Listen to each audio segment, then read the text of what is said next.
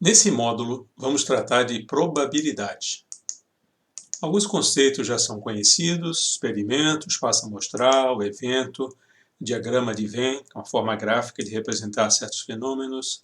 Vamos relembrar permutações e combinações, ver os conceitos, axiomas e teoremas elementares da probabilidade, regras de adição. Aqui tem um elemento novo, probabilidade condicional. Vamos ver a regra da multiplicação, conceito de independência e, finalmente, o teorema de Bayes. Essa figura representa uma máquina de ensaio de materiais. Ela é usada para avaliar a resistência de certos materiais. Basicamente, tem um conjunto de garras que aplicam, nesse caso aqui, uma tração bastante forte nesse corpo de prova, cujo detalhe é mostrado aqui, e a atração é cada vez maior até que haja a ruptura do material. Com base nisso, se calcula uma propriedade mecânica importante, que é a tensão máxima, ou tensão de ruptura de um material. Existem várias formas diferentes de corpo de prova.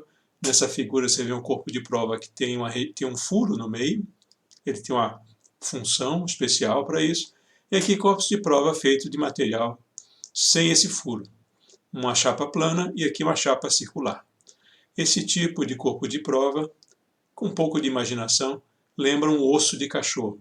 Tanto é que ele é chamado de osso de cachorro, ou em inglês, dog bone. Aqui eu estou representando esquematicamente 4 corpos de prova que foram retirados do mesmo material.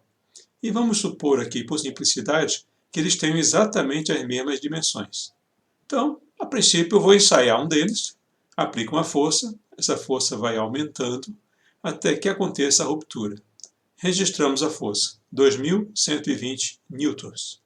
Bom, como os outros são iguais, a princípio não precisaria ensaiar. Mas vamos ensaiar. Vai o segundo aqui, vai dar o mesmo valor, óbvio, né? Não deu. Deu um pouco diferente. Vamos fazer o terceiro.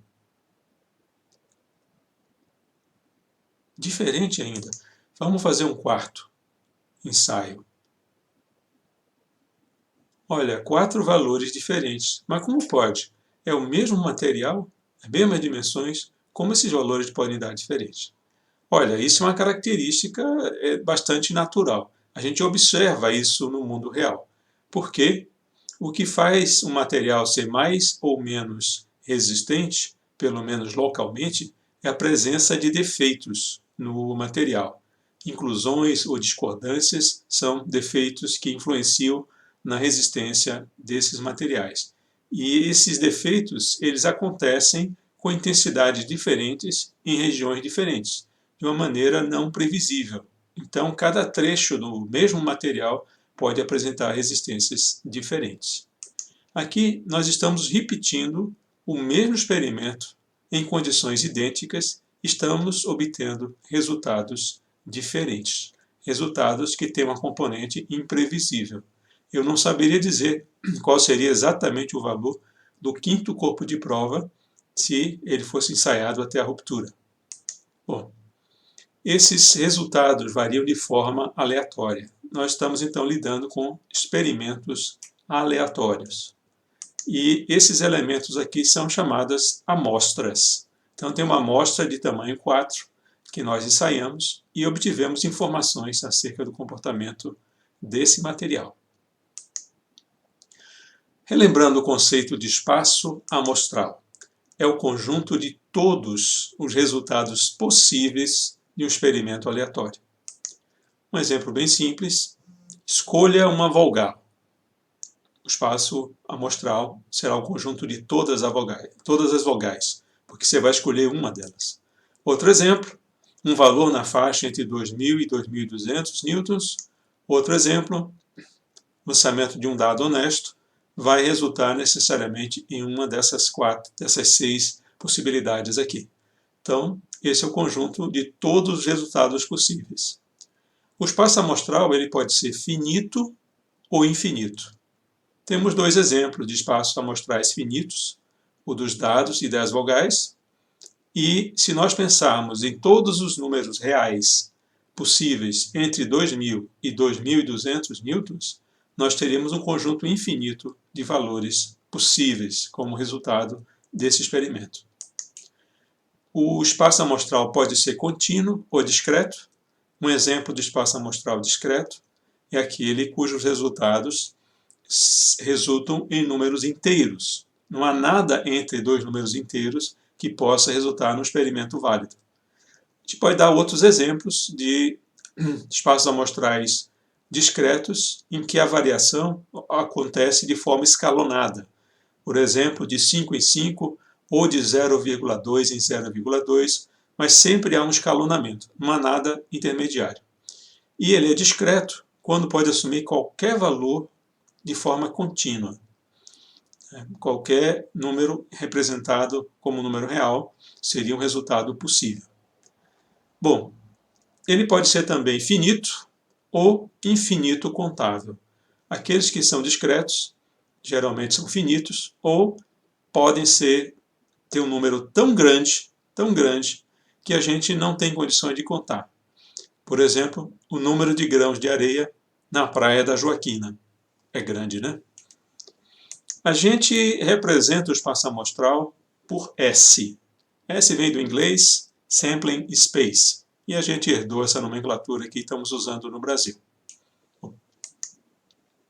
Nós definimos por evento um conjunto de resultados possíveis de um experimento.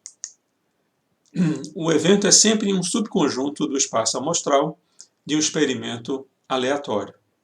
Bom, se é um subconjunto, valem algumas regras de conjuntos que nós já vimos. Vamos pegar um exemplo aqui de um espaço amostral composto de 5 algarismos. E podemos definir o evento C como aquele experimento que resultou nos valores 2 e 3. O evento D, 1, 2 e 5, e o evento E, 4 e 5. Valem aquelas regras de operação entre subconjuntos. Por exemplo, a união entre C e D é formada por todos os elementos que pertencem ao C, ou pertencem ao D, ou pertencem a ambos ao mesmo tempo. Aqui na figura fica fácil da gente ver que seriam os elementos, então, 1, 2, 3 e 5. A interseção é formada apenas pelos elementos que pertencem ao mesmo tempo aos dois eventos, aos dois subconjuntos. Por exemplo, C e D têm apenas o 2 como único elemento comum entre eles.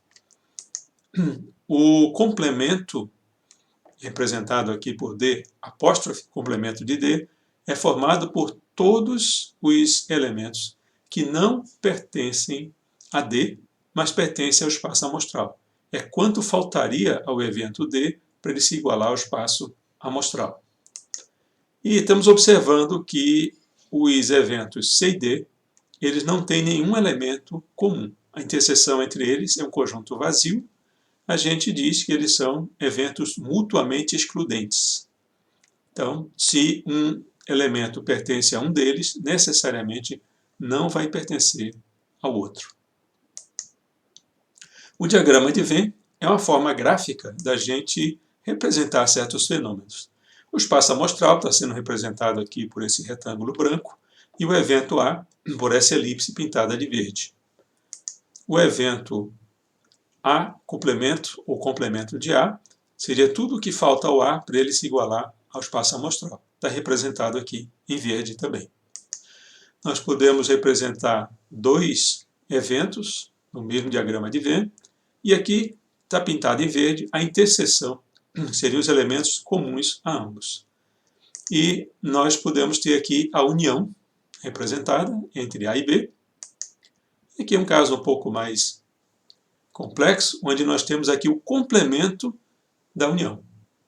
E uma aplicação para o diagrama de Venn, a gente consegue verificar certas propriedades. Por exemplo, o complemento da união é equivalente à interseção dos complementos.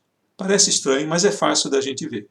Vamos desenhar aqui o esqueleto dos dois eventos, A e B. Primeiro, representar o complemento de A. Está aqui, pintado de amarelo. Depois, vamos representar o complemento de B. Pintamos de azul.